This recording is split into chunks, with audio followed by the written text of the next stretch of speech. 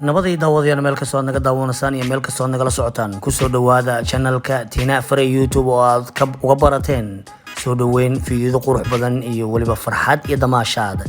waxaanu kusoo kornay dalxiiskii oo joogta. waxaanu joognaa magaalada quruxda iyo dalxiiska ee Langkawi ee dhinaca waqooyi waddanka Malaysia. I'm 42 years old, Papa Duhan. So 42 years old. Still with one wife, and I'm looking for second. Yeah, as a man. أصحابتي دبعتي وأنا السلام يا وولاشين تينا فري channel كان قطع ونسوا تينا فري official هذا نوع سبتو سودو ونصار subscribe ده هرنو لجوكتم كم أصلتاي ده وشذا مقالك ما أنت روا إن لبحوا وما ماشي على الدون الراعة ده الحس كيانا ودي كجرنا فاهمينه سوجد دينبو هوتيلك هات كصوب حي إن هوس أيا روا إن فيديو نيوصل دوبو قال ماشي أنا تجينا بقراء أنا وسيد ديننا ما فاهمينه ما أنت السوق يكشف أنت إن شاء الله دي حاجة على هاي وحول البنا إن أنا لسه أتيو قيب إن شاء الله فيديو جدي هرنا عرفته وأخرى حيستين تنسيد إن شاء الله وحنوب لنا أنا هالكس سأركيسين بمشي قراعة إيماني باستو إبريز أيالو قراعة هذا أركي جرتين عن جيلو مسروت لو قراعة كشي كيه ماليسي على فاران أو إبراهيم قراعة ماشي محاوى باستو آدي يقدر أنت أساسك كمرين بس يا معان أدون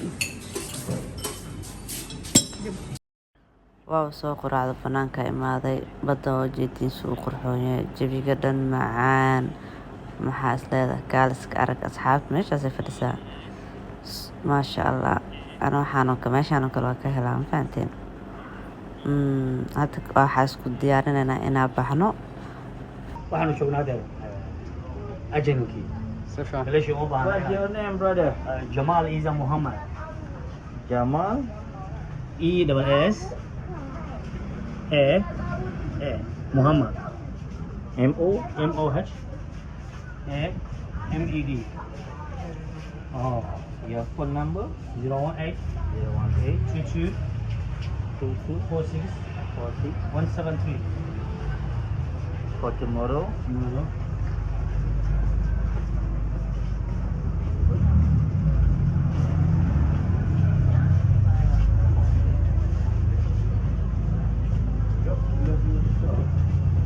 waxaanu joognaa ajankii oo baahna markaad Langkawi timaado inaad maskaxda ku dhaliso.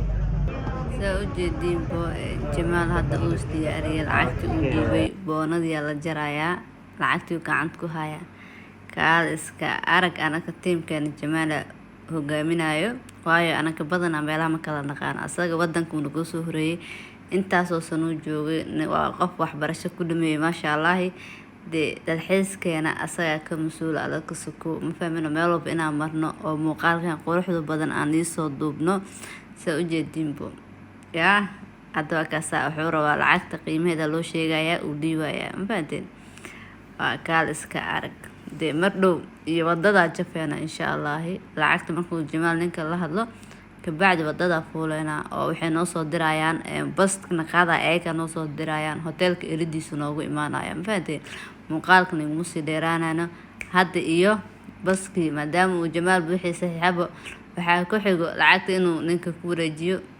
yes Tiga. 4 Empat. 5 waxaa noo imaaday baskii la raacayay ilaa wuxuuna geenayaa baskan ilaa xeebta tiimkeena raacayno iyo waxaa nala socda aqyaar kale reer Malaysian ah iyo kuwa dalxiisayaal ku imaaday wadanka soo jeedin wadada soo dhacnay kaaliska arag walaa soo wixii aroortii jawiga qurux macaan laamida u jeedin liibaro daqiiqado yar ka bacdi waxa istaagina xeebta waxa arkaysin dooman iyo wixii waxa umaleynaa doon ku horeysana raacayna waaba kana boo imaanay jawiga ka sheekeeya si u degan tahay viewga meeshaan fiiriya bismillah qurux baa ka soo doomankii wax walba yaa Oh my god, qurux maasha allah. dee maanta waa maalintii baashaalka, wax kaloo nidhahmahaye. dee anaga bas ma baashaaleyno, ininkana daawanaysiine waa nala baashaaleysiin. jawiga, cimilada, quruxda kaal iska arag. waxaa jeclaan doonaa insha allah wadankan dalxiis inaa u imaan doontiin, meelo badan aana tusin doona insha allah. muuqaalka waa soo koowayaa. dee waa kasa doontii koowaada dhaqaaqda, anankana waan ku xignaa. markaa dhaqaaqno ayaa fideoyada nii fasaxaya insha allah. already doonta soo raacna, meesha u socono waa meel wadankan taariikh ku leh 500 oo milyan oo sano jirto, ma fahmino. insha allah waxaa noo sharaxi doona ninka quusayga mase doonta nagu wado, iyo meebarada Jamal Milan oo inta dambe sii wadayo, ma fahmino. kaal iska arag. marka waan iskaga dhex baxa. Now, I'm really hope that you guys in a very good condition. So before we start, number one, the most important, I do love you to know who am I actually in this boat. I'm just your host, nothing much. So just call me Wan. That's my name. It's W-A-N, not O-N-E. So never make mistake. So I'll be your host, your storyteller, your tour guide, security guard, but not a bodyguard, I believe. Then we have the monkey zone, right? Crocodile caves. Just the name, yeah? No crocs in the cave. If we have the crocs in the cave, I am not here anymore. Okay? Fish farm for fish feeding. Okay? Then smelly place, bat cave. Okay. I'm not gonna ask you to go. It's up to you. If you want to go to the cave, it's up to you because sometimes smells are pretty good. Okay, after the bat cave, we were coming back at the fish farm for lunch. Alright, so lunch is included. After lunch, if the sea condition is good, if the sea is good, we will take you cruise through the open sea. We are cruising along the border between Langkawi and Thailand. So we're cruising in the middle. Okay? So if the sky clear, you see Thailand very clear.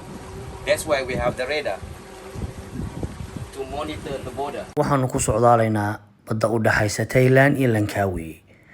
cirka oo nadiif ah wuxuu noo saamaxay inaanu aragno xadka Thailand ay leedahay Langkawi. soo gaarnay xarunta lagu qodo galeedhadaas oo kala laba qaybood, midna uu kamid yahay kuwa astaanta oo ah Langkawi, midka kalena uu yahay midga meesha lagu qoodiyo. safar dheer kadib waxaanu raacnay wabigii Mangrove oo aanu maanta dalxiis u tagnay.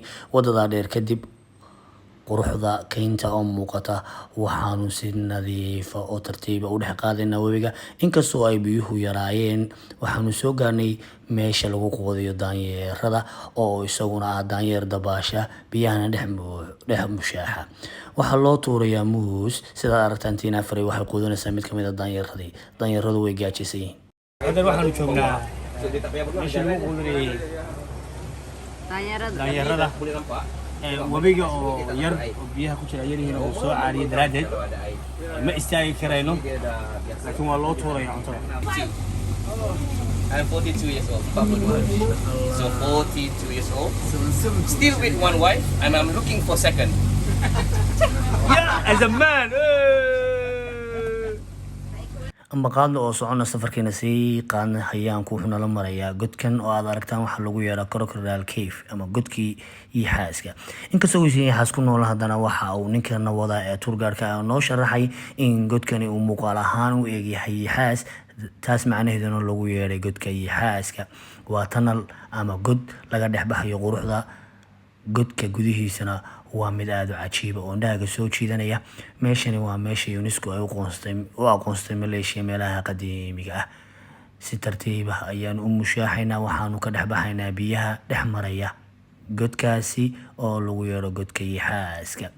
baqdin daraadeed waxaanu qabsanay dhigaha ama dhinacyada doonta si aanan uga dhicin, anagoo moodana meesha inuu Yaxaas ku jiro. markii dambe na fahan oo na garay ninku inaanu baqayno, noona sheeg in waxaan ay magac tahay aysan ahayn Yaxaas inuu ku jiro.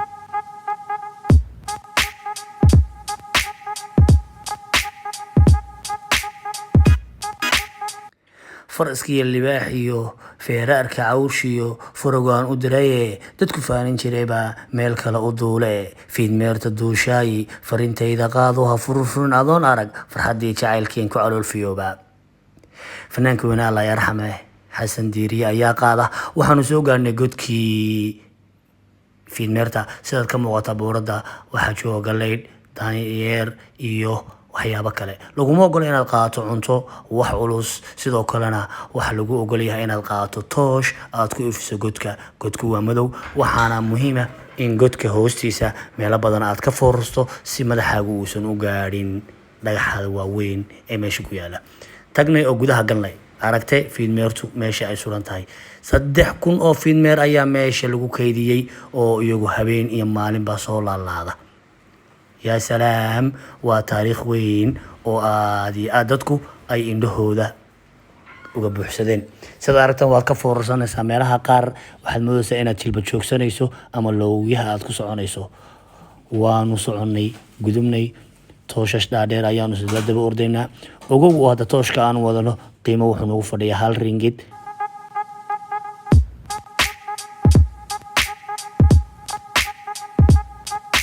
qadaynay oo boqolna sii hayaanay. Waxaanu socdaalkii kusii soconnaba waxaanu gaarnay Klam Geoforest Park oo ah meelaha ugu qadiimisan ee UNESCO ay siisay meesha saddexaad ee jasiiradda Langkawi ku taala.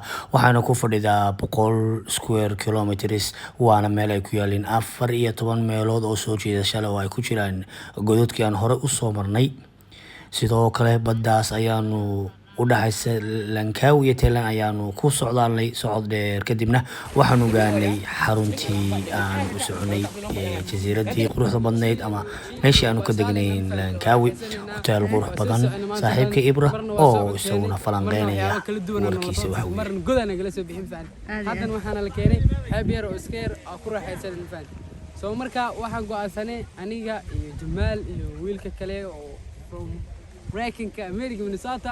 Marka waxaan rabnaa inaan wada baashaalno walaalkeen Jamaal, walaalkeena DJ Abdulqaadir, wada baashaalena wada jiil gareynayna insha Allah. Marka kullee isla socod wanaagsan faan. Xaggan isha ku haya muuqaalo qurux badan waa soo wadnaa. Kan wali waa blow, day 1 waa wali aan vlog sameyn. Kaawisa u imaan. Waxa dhimay day 2, day 3 tina le aniga waxaan waxaan dhiman. والله حيبك قرب ما قمنا صومنا أنا لا فهمنو. socod dheer oo aan ku soo marnay webiga Klam River, soona dhex qaadnay keymaha weyn ee Mangrove. Waxaanu soo gaarnay xarunta aanu ka deganay Langkawi oo ah hotel aad u qurux badan oo la yiraahdo Tanjung Ru. Wuxuuna ku yaalaa resort aad u qurux badan, waana meesha ay naftu ku xasasho kuna nasatay. Marka aanu soo daalnay kadib, wiil raaxa joogta ku dabaalata webi maba oga waqtiga dhacay. Tiimkayga socdaalaya ee safraya ee dalxiisaya ma ogin goortaanu meeshan farxad iyo qurux iyo reereen ayaanu ku soo gaarnay. Sidoo kale hore waxa loo yiri waa maalmo dunida iska reeb xusuus mudan. Mar haddaad baxayso waa inaad booqataa meelaha naftu ay ku doogsanayso indhuhuna ay qabanayaan. Tina oo iyadoo diyaarinaysa barnaamijka ugu talagashay dadweynaha ka daawada channelkan Tina Frey YouTube, waxayna diyaar u tahay mar walba inay idiin soo gudbiso waxyaabo idinka farxiya, idinka qosliya.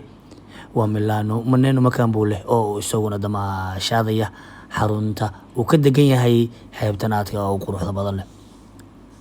Dhinac walba eeg, gees walba ka fiiri, waa madal dadkii lahaa ay qurux